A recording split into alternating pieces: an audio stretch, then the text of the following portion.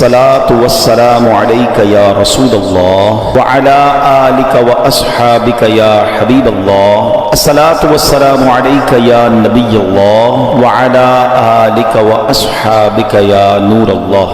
दुरूद पाक पढ़ने के बेशुमार फजाइल व बरक़ात हैं। रसूलुल्लाह सल्लल्लाहु तआला अलैहि वसल्लम ने इरशाद फरमाया, मन सल्ला अलैया फी यौमिन मिअतन मर्रतन क़दल्लाहु लहू मिअत हाजतिन सबईन मिनहा लिआखिरतिही व सलासीन मिनहा लिदुनिया।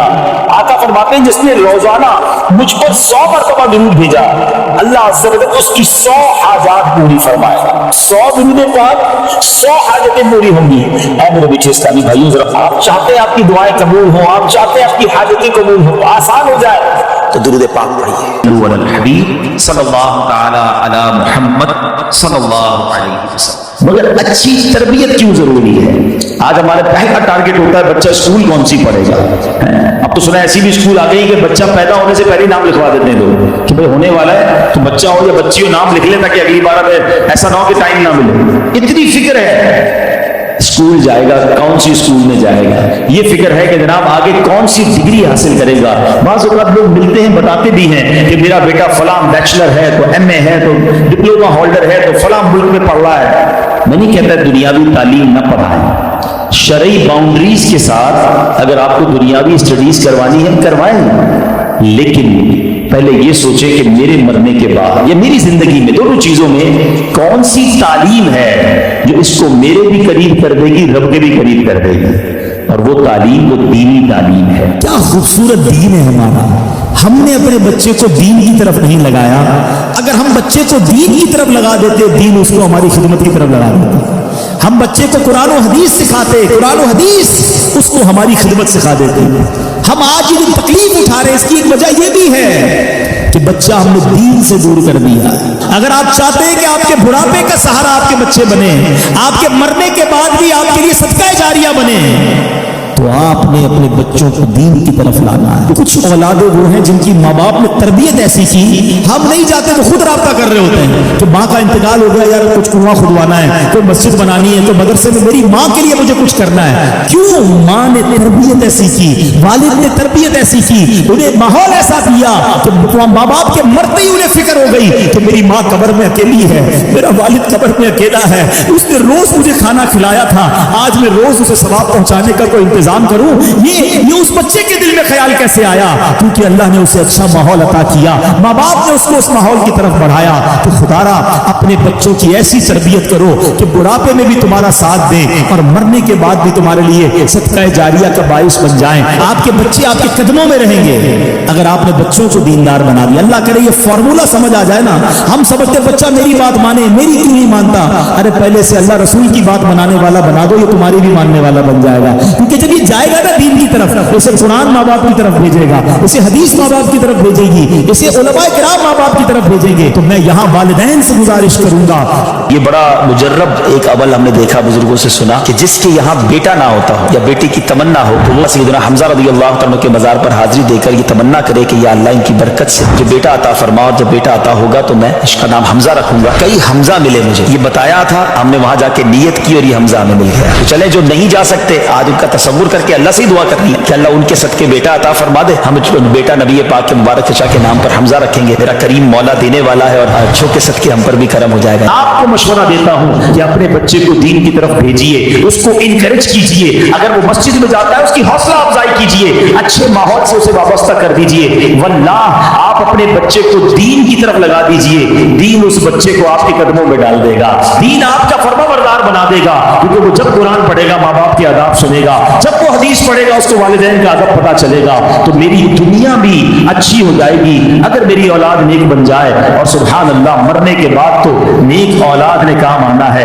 लोग कहते हैं हमारे बच्चों को बहुत सारे सॉफ्टवेयर आते हैं। अरे जनाब बहुत सारे मोबाइल के इसको फंक्शंस आते हैं। मुझे बताओ ना, मेरे मरने के बाद मेरी कब्र पर बैठकर गूगल, याहू, व्हाट्सएप या जनाब ईमो खोलकर मुझे वो इशारे सवाब करेगा, या कुरान पढ़ना आता होगा तो सवाब पहुंचाएगा, नमाजी होगा तो मेरे लिए दुआ करेगा। मैंने نے اس کو سخاوت کی عادت ڈالی ہوگی تو صدقہ خیرات کر کے میرے لیے صدقہ جاریہ کا باعث بنے گا.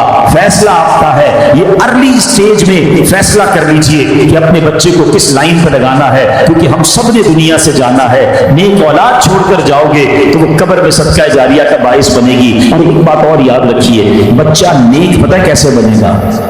جب ہم نیک بنیں گے. بچے کا سب سے پہلی انسپریشن اس کے والدین ہیں. وہ باپ کو دیکھتا ہے میرا باپ نمازی ہے کہ نہیں. باپ کہے میں صرف جمعے کی نماز پڑھوں, بچہ 5 وقت کا نمازی بن جائے, ایسا مشکل ہے. ماں کہے میں بے پردہ گھوموں, میری بچی کے پا پردہ ہو جائے, ایسا بہت مشکل ہے. آپ کو اپنے آپ کو تبدیل کرنا ہوگا, اپنی بری عادتیں چھوڑنی ہوں گی. انشاءاللہ بچہ اس کو دیکھ کر نیک بننا شروع ہو جائے گا. دنیا میں کوئی بندہ بڑی ڈگری ہولڈر ہو جائے نا, بڑا افسر بن جائے, بڑے جناب اس کے پاس یوں سمجھیے کہ ڈپلومے ہوں, ہم نے دیکھا ہے کہ اب ماں باپ اس سے ڈر کے بات کر رہے ہیں کہ کہیں بچے کو برا نہ لگ جائے, بڑا افسر ہے, بہت پڑھا لکھا ہے, بڑا ڈگری ہولڈر ہے. مگر سچ بتاؤں کہ جب کسی کا بیٹا عالم بن جاتا ہے نا, مفتی بن جاتا ہے نا, تو اب وہ بیٹا ڈرتا ہے کہ کہیں ماں باپ کو برا نہ لگ جائے, کیونکہ اس کو شریعت نے بتایا ہے کہ ماں باپ کو اف نہ کہنا, ماں باپ کو تکلیف نہ دینا, ان کی دل آزاری نہ کرنا. اس کے دل میں تو ہر وقت یہ خوف رہتا ہے کہ کہیں میرے ماں باپ مجھ سے ناراض نہ ہو جائیں, کیونکہ حدیث پاک اس نے پڑھی ہوتی ہے, یہ سنی ہوتی ہے کہ جس کا مضمون ہے جس سے اس کے ماں باپ راضی اس سے اس کا رب راضی, جس سے اس کے ماں باپ ناراض اس سے اس کا رب ناراض. بدقسمتی سے ہم نے یہ بھی دیکھا کہ کئی ماں باپ اپنے بچوں کو دین کی طرف جانے سے روکتے ہیں, اور کچھ عرصے کے بعد ہم دیکھتے ہیں کہ وہ سر پکڑ کے بیٹھے ہوتے ہیں کہ بچہ ہاتھ سے چلا گیا. یاد رکھیے ہم نے نارملی دیکھا ہے, میجورٹی کی بات کر رہا ہوں, سب کی نہیں, کوئی ناراض نہ ہو جائے. میں ہر ٹاپک پر بہت دیر تک گفتگو کر سکتا ہوں, لیکن ظاہر ہے کہ مجھے ایک وقت کے اندر اپنا بیان کمپلیٹ کرنا ہے. میں بہت مختصر بات کر کے آگے بڑھ جاؤں گا. وہ لوگ جن کے ماں باپ حیات ہیں, خدا کی قسم یہ رب کی بہت بڑی نعمت ہے, ہمیشہ ان کی قدر کرنا.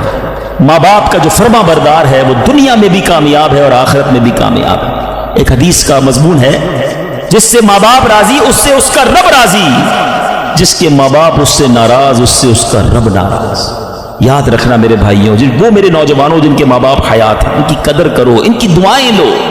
خدا کی قسم اس کو کامیابی سے کوئی نہیں روک سکتا جس کے ساتھ ماں باپ کی دعائیں ہیں, اور اس شخص کو بربادی سے کوئی نہیں روک سکتا جس کے ماں باپ اس سے ناراض ہیں. دنیا میں اور بہت سارے گناہ ہیں, ہر گناہ کی سزا, اس کا رزلٹ, اس کا عذاب جو ہے وہ بندے کو مرنے کے بعد پتہ چلتا ہے. مگر ماں باپ کی نافرمانی وہ گناہ ہے کہ جس کا عذاب بندے کو دنیا میں دکھایا جاتا ہے. جو ماں باپ کا نافرمان ہوتا ہے نا, اس کی اولاد دنیا میں اس کی نافرمان ہوتی ہے.